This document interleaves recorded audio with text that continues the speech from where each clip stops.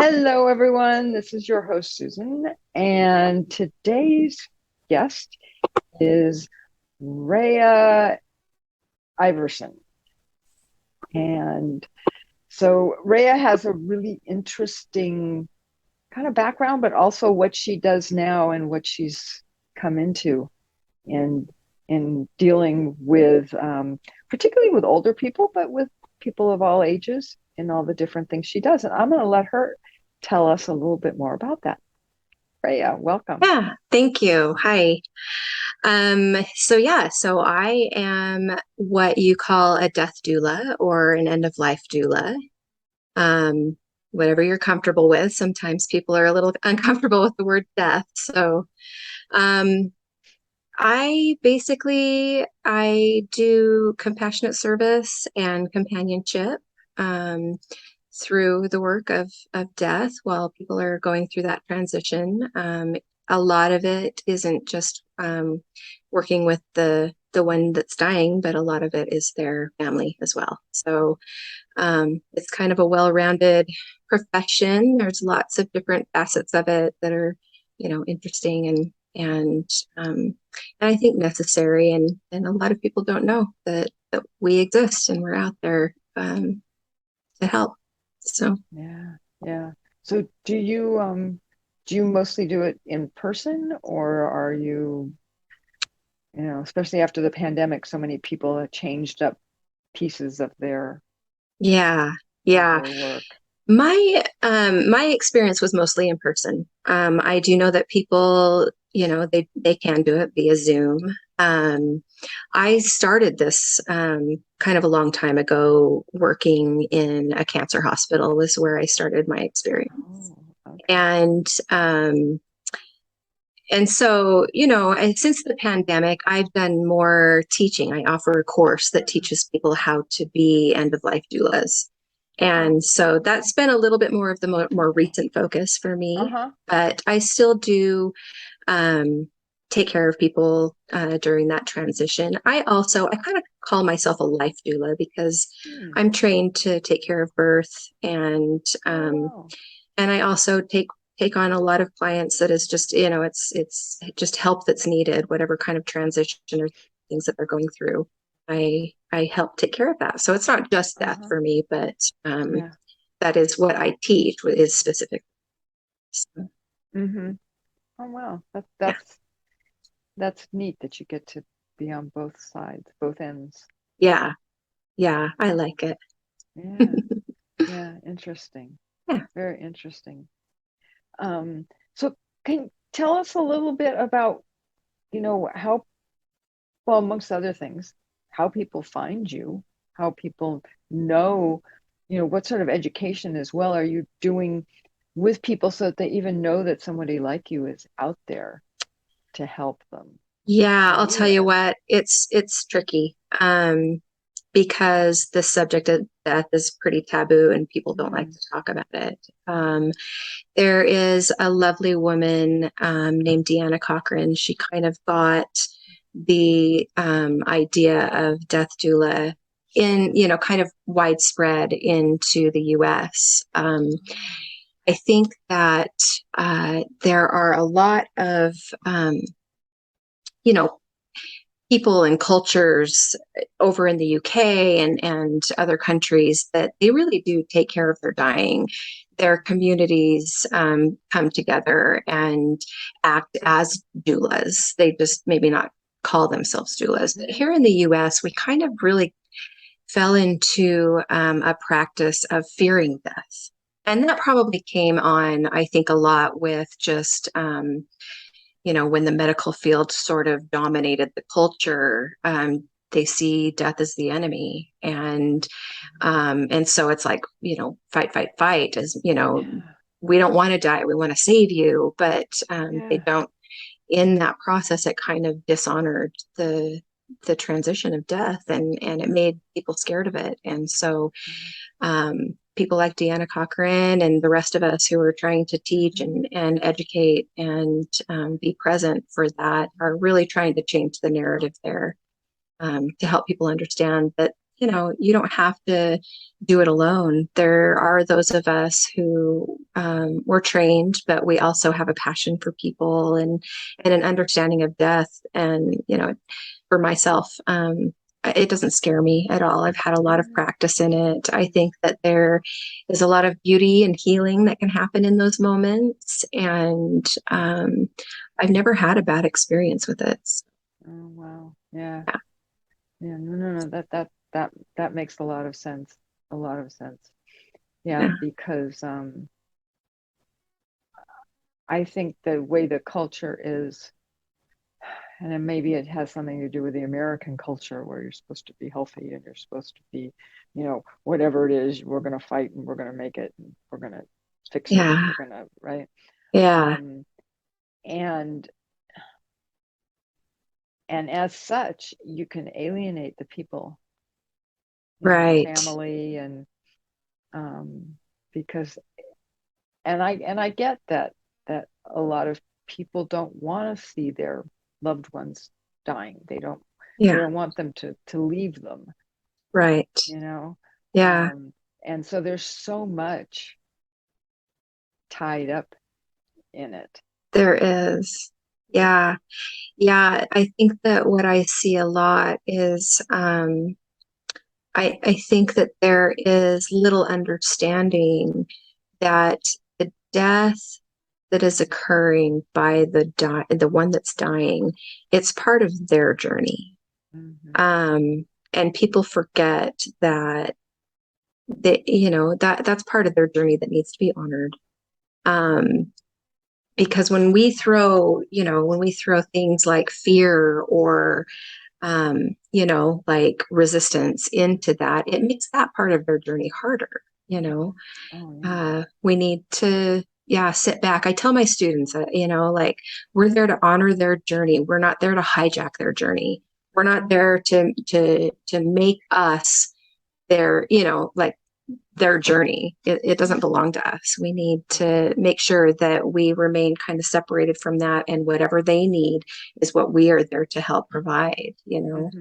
Mm-hmm. um, within our scope of practice. Right. Obviously, Yeah. there are laws that prevent us from doing certain things, but holding sacred space, holding a space for the family that can offer them just the room to grieve, Yeah. or even be happy. Like I've come across family members that are just fine, happy that the suffering of their family member is Yes. finally done, and Yeah. any of those feelings, any of those emotions that they are feeling are completely valid. Relief, Yeah.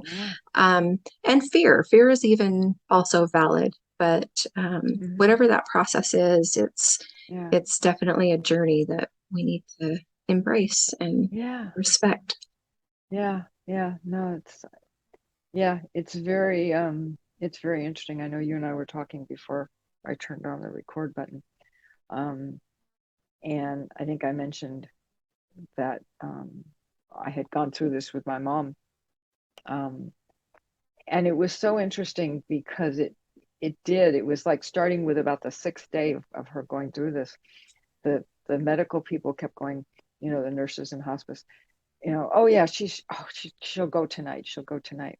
It's like, okay, great. We all get all ready. And next day she's still there.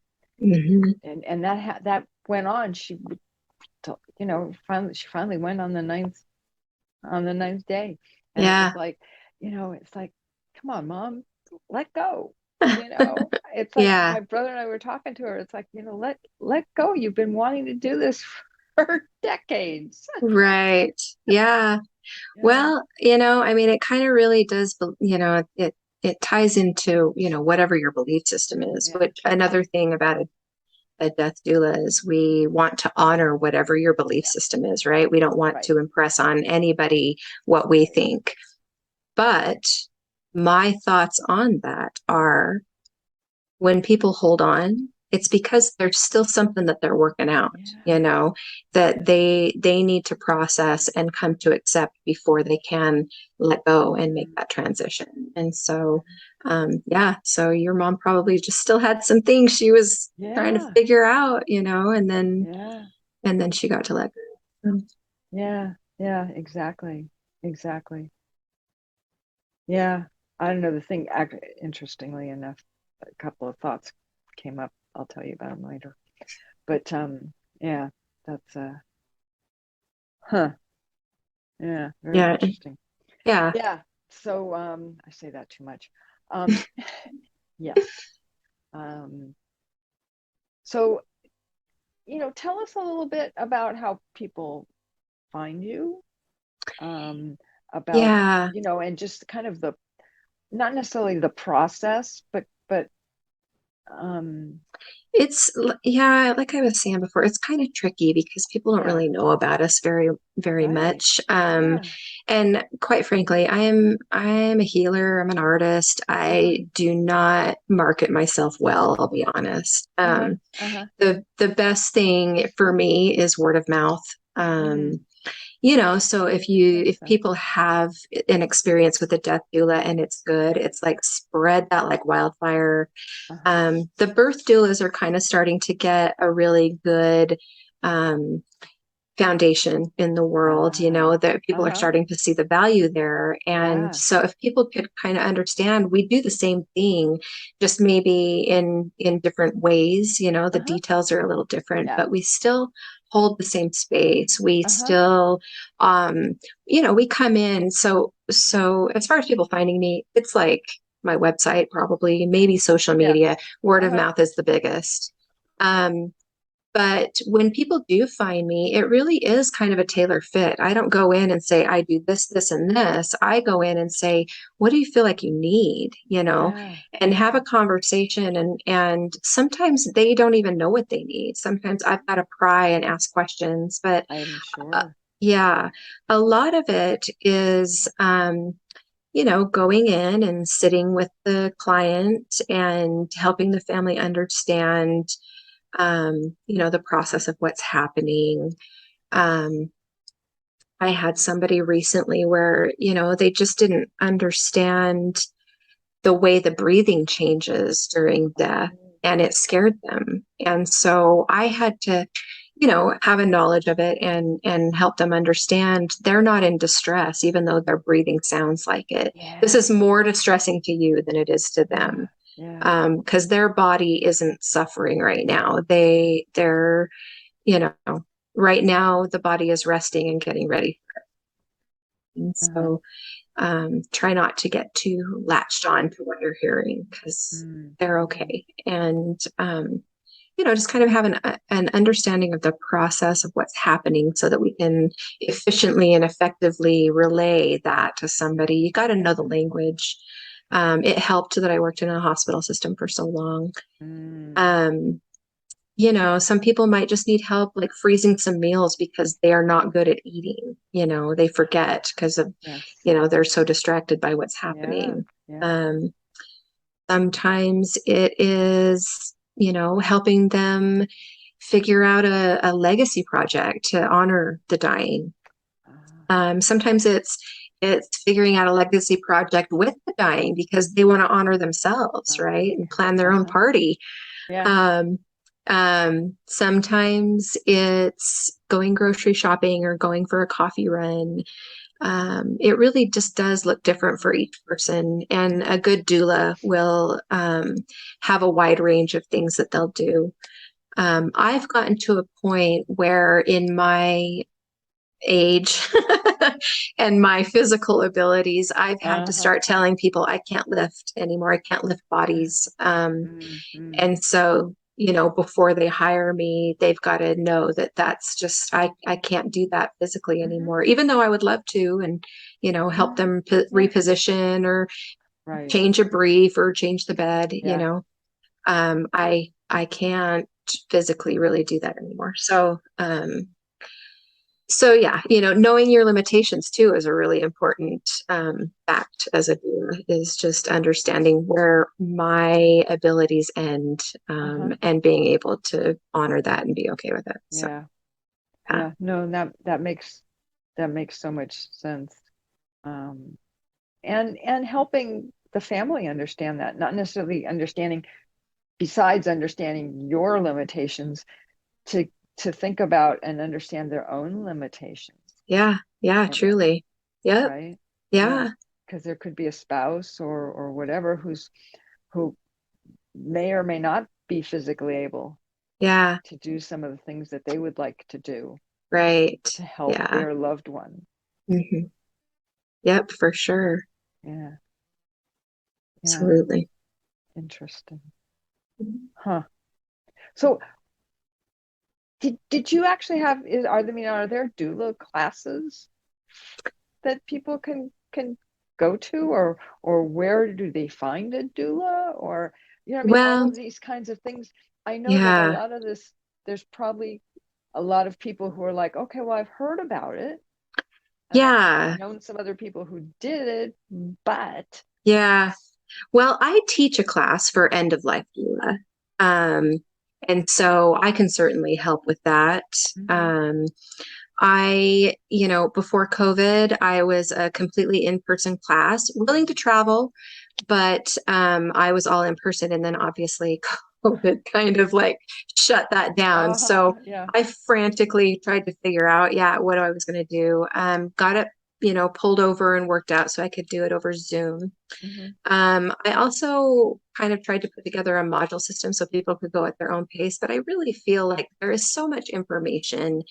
Um, and it just helps to have like the energy exchange of a classroom, even if it is over Hmm. Zoom, to be able to, kind of get other people's stories, what their experiences are, be able to ask questions. There really is. It's much, much more efficient and better, I think, my Hmm. personal feeling, if you're in a class Hmm. setting. Um, there is another woman I know locally in Utah that does the End of Life Doula courses as well. I think her and my approach is very different. And so I absolutely encourage like choosing the class that really fits Yeah. you. Hmm. Because some people's approach is going to be a little bit more, like shamanic based and Okay. spiritual based, or Yeah. some people just might want to go in and do the dirty work and they don't want to touch the spiritual stuff. And so, Hmm. my course, I try to touch on a little bit of everything, Hmm. and then you get to decide, how you tailor fit your practice. There's also, I think that, the Deanna Cochran lady, she, I believe, has a course. And then there's another place that kind of travels around. So you can travel to wherever they're at. They're out there. You just kind of have to research end of life doula Uh-huh. programs. Okay. So I don't know if you want me to plug my business, but Yeah, no, that's fine. I have no okay. problem with that. I have no My problem my with that. my business is called Earthside Holistic. And so earthsideholistic.com is my website. It's Yeah. currently under construction, but I am going to be teaching a course this month and another one next month. No matter where I am on location, somebody can always join via Zoom from wherever they're at. Um, so I kind of have that system set up Hmm. Hmm. because That's good. I don't want to only teach people in Utah. I Right. want Yeah. You want to, anybody. yeah. Yeah, Yeah. I just Yeah. want anybody and everybody who desires to, because usually people who do this are called to this kind of work, I right? would think. I would And think. Yeah. yeah, and they're not all in Utah, so I gotta be flexible. Hmm. Sorry. That was sorry. It's okay. I thought it was going to be a good time to take a sip of my coffee, but obviously it was not a good time. But I didn't spill it. I mean, I Oh, didn't good, hit it good, either, good. so that you know. Yeah, yeah, that's good. Oh, funny. Okay. Well, that alleviated the seriousness of the moment, didn't it? Of the topic. The topic Yeah. is very serious, and Yeah. yeah, so Yeah. Yeah. it No. it is. It's hard And to I talk will, about, but yeah. And let me also say that I will put, which I usually do, mhm. I will put your website and any other pertinent links that you want Okay, into the show notes so people can find it there, okay, awesome, you know, perfect. That's so they're not great. trying to scribble down, well, did I spell it right and all that stuff. Yeah, yeah. Okay, Yeah. that's Yeah. awesome. Yeah, Thank for you. sure. For sure. That gives me a little fire under my butt to get my website back Uh-oh. up. Uh-oh. I need to work on it like now. So yeah. Mm. Yeah, that's a good idea. Yeah. That would be a good idea. Um, but yeah, so I just had a question and now of course I can't remember what it was. Um the I guess so it sounds like people who would approach you have, and this is probably true of most doulas, maybe not, um, they have the choice of how much to be involved or Absolutely. not involved, right? Because Yes. some people can't, there are some people who just can't deal with sick, dying, any of those kinds of things. Body fluids. That too. Some Yes, people are exactly. very squeamish around body fluids. I don't have that so much because I do have a lot of hospital Mm-hmm. experience, Mm-hmm. um, Yeah. mostly taking care of cancer patients. And so Well, it yeah. was, yeah, there was a lot going on there. So I guess in a way I'm kind of fortunate that way. But yeah, they need to tailor fit what their abilities are versus what the family needs. Um, and if they're not a good fit, it's better to be honest about that and say, but I know this person, it's that's another thing that I'm trying to kind of pull together in all of this is to create a community where doulas can come together and help each other. It's really important. My motto for my business is community, not competition, because I really want us to come together and support each other, and um, support each other, like the problems that people, that doulas are facing, the thing, we need to support Yeah. each other and lift each other up, but also celebrate each other's successes. And Yes. yeah, so it's kind of important to me as far as Yeah. creating that community. And so, to have the ability to say, well, I can't really do that, but I do know somebody who would be amazing at that. Mm-hmm. Um, Mm-hmm.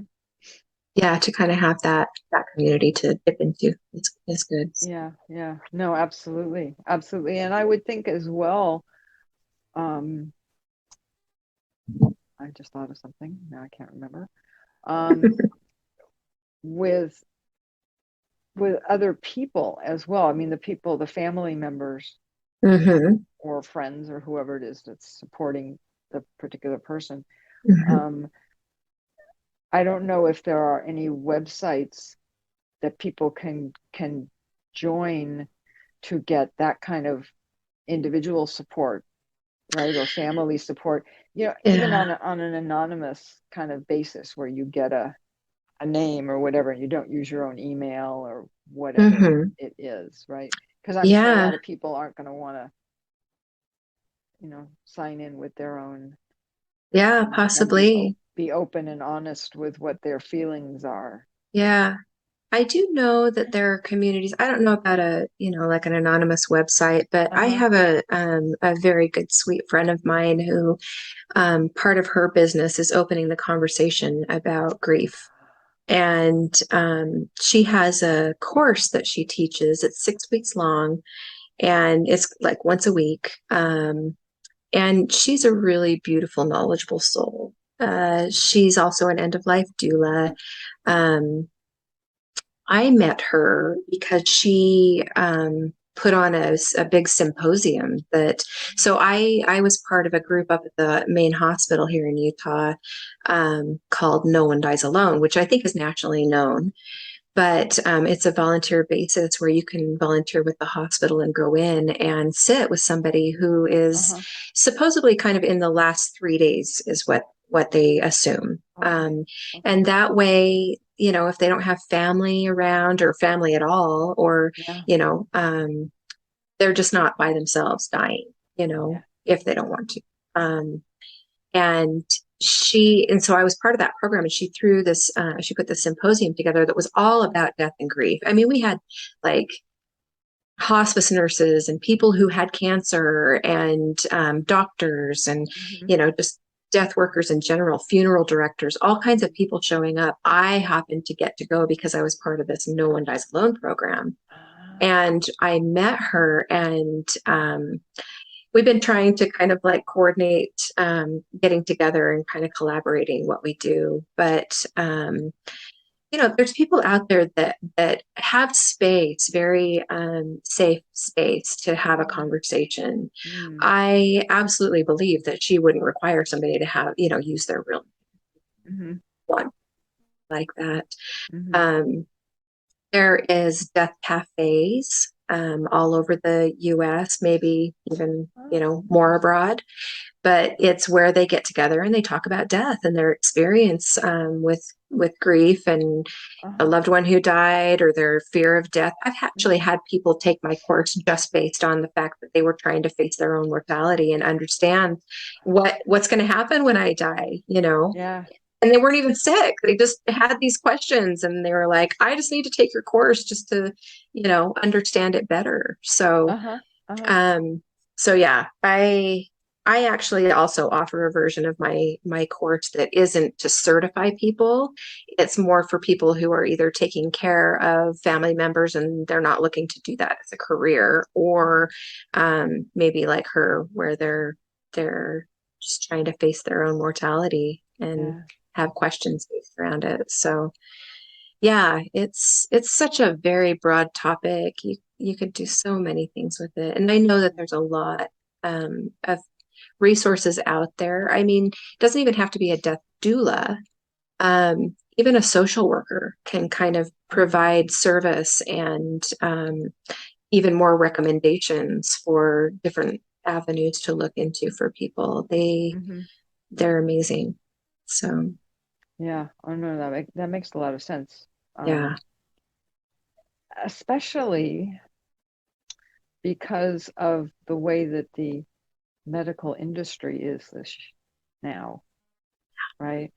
There aren't any doctors, even nurses, that are allowed to spend that much concentrated time yeah, with anybody. yeah. You know, Even if it is, you have to pay for it yourself. It's not, insurance isn't right. going to cover it. Yeah. Yeah.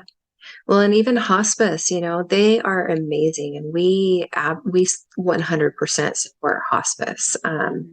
We just kind of pick up where hospice leaves off because they are um, limited in the time that they're able to spend because they have, Mm-hmm. client, client, client, client, and doulas can come in and we can spend hours and days Mm-hmm. with a client just helping. And Yeah. so that's kind of our role, is to be the support where the rest of the support leaves off.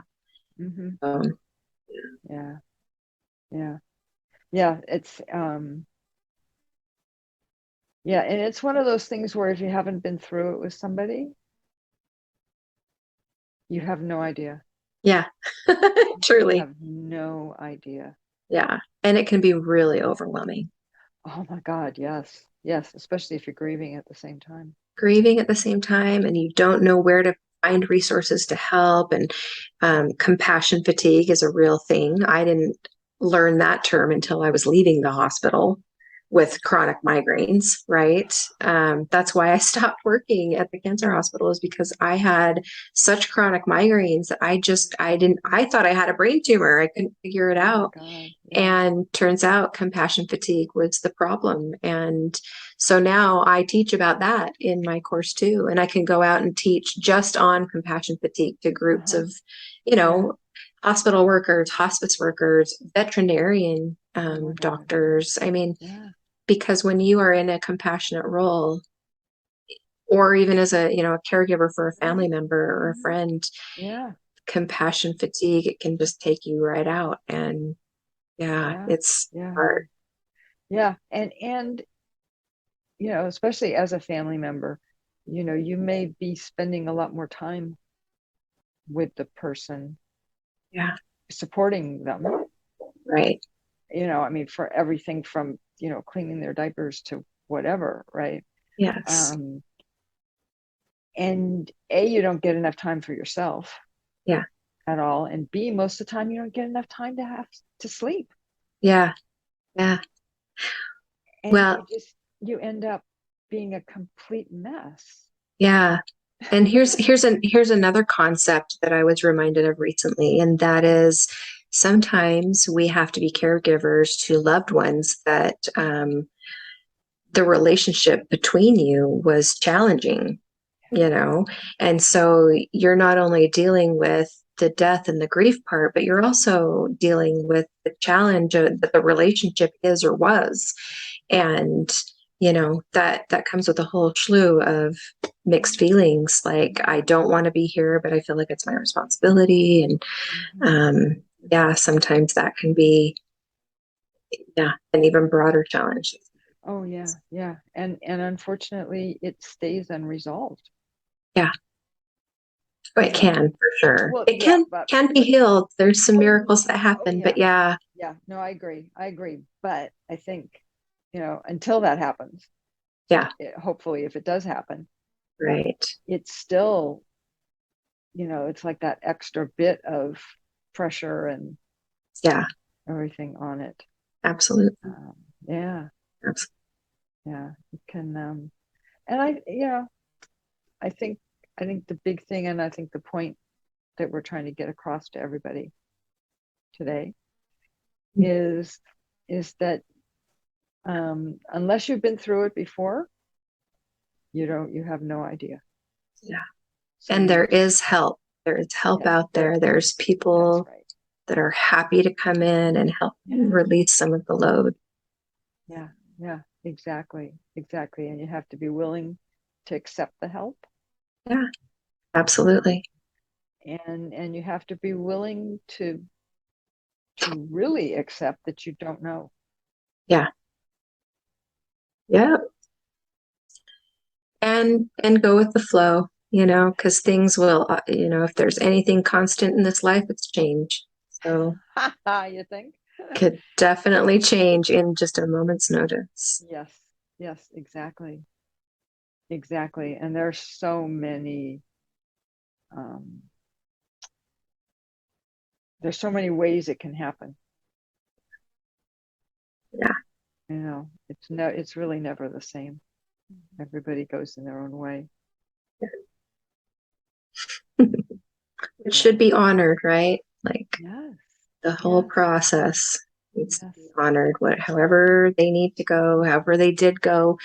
Um, it's hard. So see, doulas can also come in and help um, process a death that's already occurred. Um, I just sat with a very tender-hearted individual whose brother committed suicide a year ago, and they were about to have a life celebration for him. And his concern was that he didn't want to dishonor or um, just because of the way it happened, Yeah. and not all the family believes that that's a good option. And, he was kind of like, how do I approach this in a way? And so just sitting down and kind of, I hate to use the word coach because I feel like it's a little bit more than that, but yeah, just talking through some of the, you know, ideas or thought processes that he could possibly, what angles he could use to make it a positive experience and still honor the life of his brother. So, Yeah. Yeah. I know exactly. And I I I think the word coach is a very good, actually, yeah, description of it. do you? Yeah. Yeah. Just Because don't want to take away from, life coach.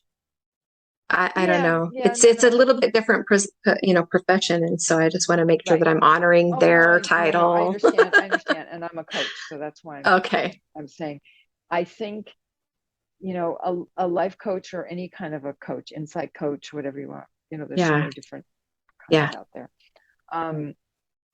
I think it's important to understand that it doesn't, which I think a lot of people don't. They think of therapy, and it's not therapy. Yeah. And most coaches are very clear that it's not Yeah. therapy. Yeah. And it may be one session, it may be 10 sessions, Hmm. it may be end up being a whole year, Right. right? But Yeah. it's not, it's whatever's appropriate to the Yeah. situation to help people to get to where they want to be. Mm. Yeah. And you're doing the same thing. Yeah. Yeah. Supportive, proactive, Mm-hmm. letting people bring up what they need, Yeah. helping them to understand and have those insights Yeah. into Yeah. it that, oh, okay, I don't have to Right. do this. Oh, Yeah. okay, I can do it this way. Yeah. Yeah. Right. Yeah. And so that's, yeah, yeah. So that's, I think that's it's a misunderstanding that a lot of people have around coaching. Yeah. And part of that is because a lot of people don't really do it well. Hmm. You Hmm. know, Interesting. Yeah. and it shouldn't, because you shouldn't be sitting there telling people what to do. Yeah. No, it's their journey. Yeah, I exactly. honor it. It's Yeah. exciting to see somebody's journey unfold. Yes. Yes, Yeah. exactly. Exactly. So yeah. So I just wanted to make that clear. Okay. I take it. I take it. Well, and I know because I used to think the same thing, right? Yeah. Mm. And it's Yeah. taken a while to, and talking with a lot of other people Hmm. about it and getting some other training than I had before. And Right.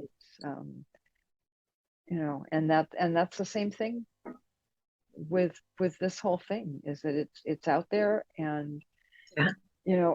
as helping somebody with their end of life, or helping somebody support somebody in their end of life. Yeah. It's something that you have to do, and you have to do it in a way that makes sense to you, Hmm. so that, and I'm not saying you as the doula, but you as anybody involved, Yeah. Yeah, definitely. so that Absolutely. when it all finishes, it's a nice ending. Yeah. Agreed. So anyways, I honor you for doing that Thank you. with Thank you. with people, because it's a gift. It's a real gift. Like I said, I do believe that those of us that work in death, we feel called to it. It's something that, there was a sense of this is what I do. Mm-hmm. Yeah. Yeah. Which can be kind of heavy sometimes because I started out wanting to be a birth doula and life was like over here, I kind of resisted a little bit, but I see it. I see where I belong there, and Uh-huh. so I'm doing it the best I can, and Well, it's all part of the same journey. yeah, yep, truly, Birth yeah, and death, it's the two ends, but it's the same journey. yeah, yeah, yeah. That's why I call myself a life doula because I can do it all, That's right. But Exactly. it does seem like, yeah, most of my opportunity has been mostly in death. Yeah. Well, the universe is telling you something. Certainly is. Yeah. Yeah. So, okay. Well, thank you very much. And I think that's a great place to kind of wrap this up. Okay. Let me say that neither of us are medical doctors or medical professionals, and none of this is medical advice. And if you are having some sort of a medical issue, please, reach out to your own medical doctors, and or go to the emergency room if it's of that level. And with that, I will say, as I usually do, that I will see everybody next week. And I want to thank Raiya for being here today. It's, as I think I mentioned before, something that's very close to my own heart. Yeah. So Thank you, Susan. I want to thank her. Thank you. Sorry, some people don't like to see people cry. Okay. With Just that, be careful. I'll cry with you. okay. Well, that'll make me feel better. Okay. Okay. Well, now that we're laughing, it's a good time. I will stop the recording. Okay. Thank you again. Thanks.